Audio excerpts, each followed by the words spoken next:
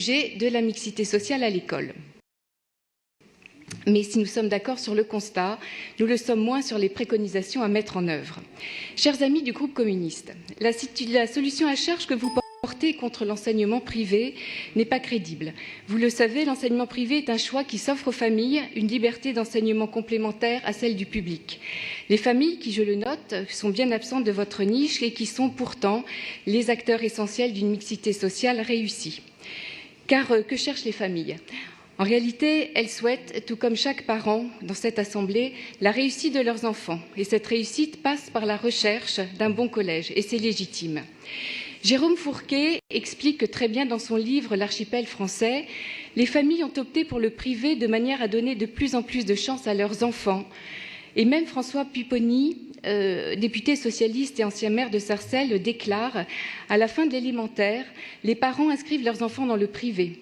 Je ne peux pas leur en vouloir de dire « je veux protéger mes enfants, je ne veux pas qu'ils soient confrontés à des problèmes de violence, de racisme, de ghettoisation ethnique » et de conclure « les choix de laisser les enfants les choix de laisser les écoles privées permettent à ces classes moyennes de rester dans ces villes, d'y habiter et de payer des impôts.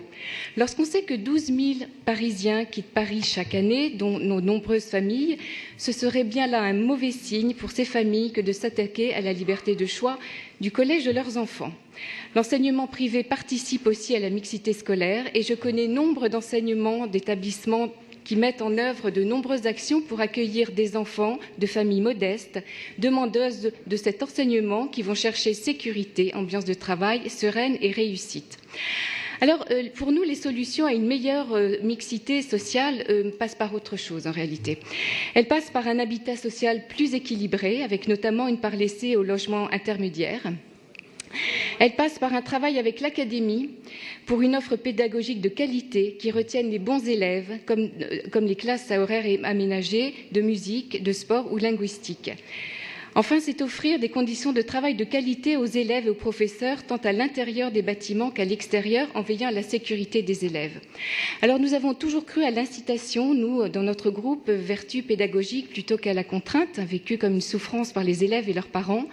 Imposer par le haut des décisions n'est pas une solution, mais au contraire, travailler ensemble autour de cette thématique avec la communauté éducative et les parents est une bonne méthode.